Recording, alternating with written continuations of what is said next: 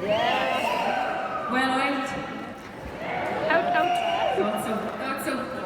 Stephen Rea, ladies and gentlemen, friends, boys and girls. Great to see such a great crowd out. I was talking earlier on about the fact that most people in this audience tonight might have a memory of seeing someone on this stage that has really stayed with them. Do you have an Ulster Hall memory, apart from tonight, obviously, Steve? Already forgotten tonight. Yeah, I saw the Rolling Stones here in the 60s. Yes. Nobody likes to show off. Yeah, it was fantastic. You know, you just handed money at the door. Obviously, it was a tax dodge, you know. But later on, I saw Rory Gallagher. A real hero who came here all the time in the Troubles and insisted on being here. But then I also saw several times the McPeak family. It was my first experience of the McPeaks was here, and when I heard, you know, they had two sets of pipes and a harp, it was very unusual, but it just blew my mind, you know. And they also sang at the same time as playing, you know. It was extraordinary. And young Francie at the time told a story about they'd come back from the Eisteddfod in Wales, and they were very successful. They won their part of it, you know, with huge success. And this German musician came over. They hadn't won, but came over to congratulate them and said, "May I congratulate you? I suppose when you get home, your burgomaster will be at the station to meet you." And Earl McPeak says, "Son dear, our burgomaster doesn't even know we're away." I thought the mayor might appreciate it. But things are different. Burgermeister. It's a good one, and maybe a nickname that might stick from now on then. What about the gigs? You mentioned the Rolling Stones, the Big Pigs, Rory Gallagher. Were you a gig goer? How important was music to you growing up particularly? Yeah.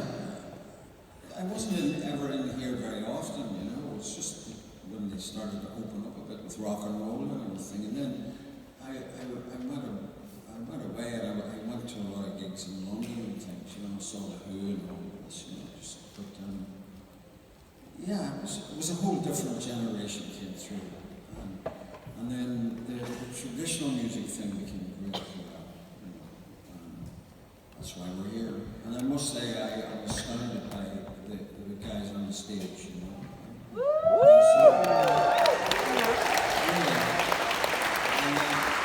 I look at these really beautiful young musicians and I think, well, my God, they're going to have children too, you know. So yes, it's going to be steaming with them, you know. Did you fancy doing river dance like everybody else in the audience there just before the interval? River dance? No.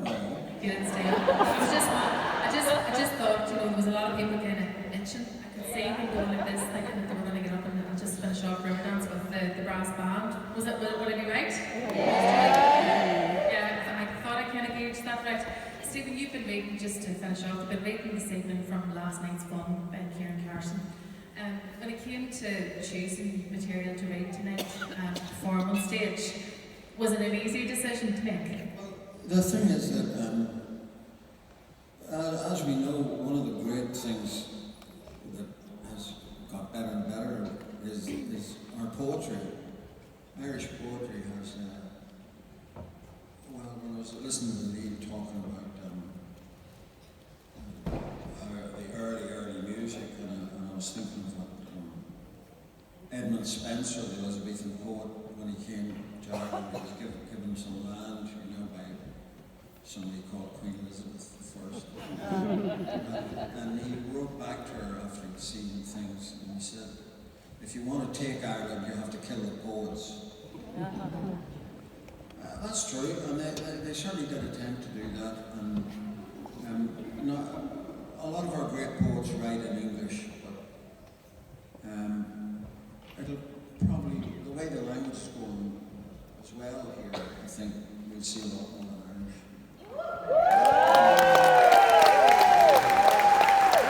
Sure, I think we're seeing that reflected the same. Well, Stephen, it's wonderful to have you as part of this celebration of Crea the Cathrach, the heart of the city. Thank you very much. We're going to hear more from Stephen later on.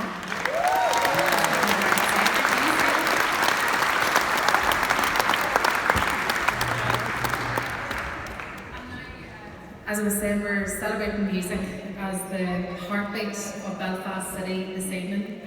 It's been mentioned numerous times as being a big part of the fabric of the city, and that fabric itself is forever changing because people from other places, other countries, come and make Belfast their home. This has been happening for centuries, and then when we do that, we bring a wee bit of ourselves and add it to the fabric of the city, and we hope that we're all enriching that fabric as well. And as Stephen mentioned, music, he was mentioned poetry, writing. During 2024, the Belfast 2024 campaign hopes to ignite a new chapter for our city as well, a time when we look forward to dream and imagine and invent what our future city could be. And Arts Acta is an intercultural organisation that brings communities from different cultural backgrounds together.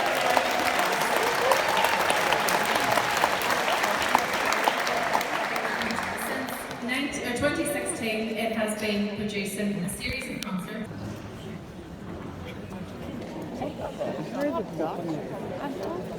Yeah.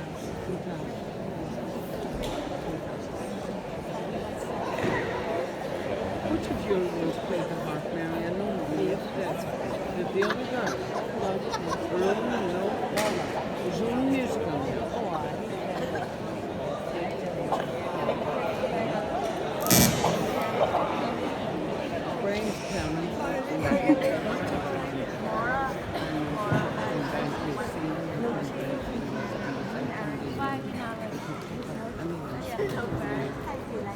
Read a poem by Derek Mahon, one of the great Belfast poets.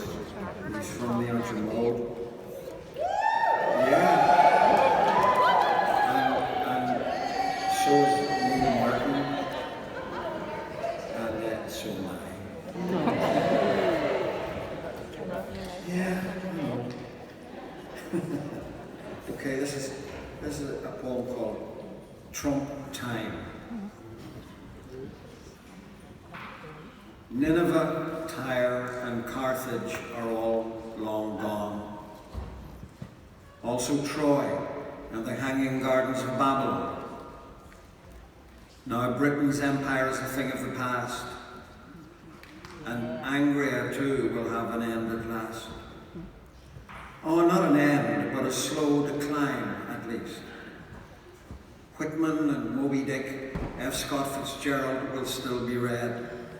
Gershwin and Satchmo heard, movies downloaded. But the wider world will think of other things as it did once. Hard rock and carpet bombing will be down. Apple and Goldman Sachs down with the rest. Some peace and quiet once again in evidence. Where a spring rises in the little wood of birch and sycamore beside the house, I stand and listen to the undying source whispering there. I'd travel if I could through the lost ages to a distant time when it was sacred to a pre-Christian God. I'd tie a token on a thorn and climb back to the present, sure in the belief we can still touch the origins of life. Relish perspective, silence, solitude far from the bedlam of acquisitive force that rules us and would rule the universe. Such things survive, beloved of poet and artist, only where their despoilers haven't noticed. In a yard or a hidden cove, out on the edge, the rushy meadow and the fallow acre ripe for development as industrial plant. Serving as temple, shrine and sepulchre, these places minister to the soul by dint of radiating a strange air of privilege. And here we live not in a petulant rage for world dominion, but an inner continent of long twilights, shrouded in mist and rain, the lasting features of our lost domain. Thank you.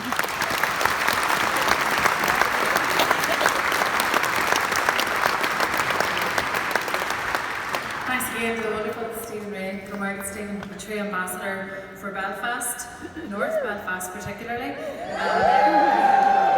He champions the city wherever we go, and we love him for it. So, thank you for being with us this evening, Stephen.